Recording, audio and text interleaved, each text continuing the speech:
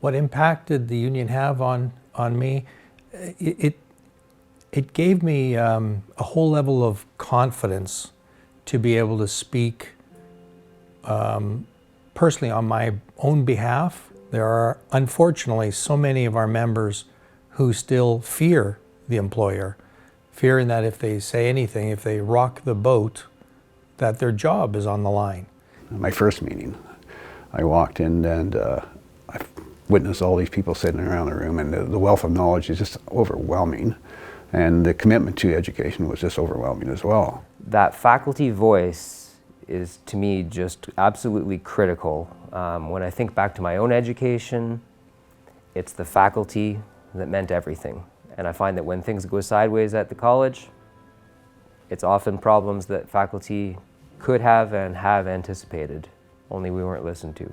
It's easy to be isolated as a faculty member. You go to your class, you go to your office, you don't necessarily interact with the bigger picture, but you're part of an academic community. As educators, we are the front line of dealing with these young people, sometimes older people, that want to change where they're headed in life. We have to be careful with what we do with that. We have to, as an organization, foster good practices to make sure that all of our faculty members are supported so they can do that job that they really need to do in the best possible way. As faculty, we're engaged in our individual study and research, but unless we become part of a collegial community, it is the only way that we can address the power imbalance that exists between us as individuals and the corporate entity, which is the university. Belonging to a union and being part of a greater federation is hugely important for North Island College. We are one of the 6 smallest locals in the province.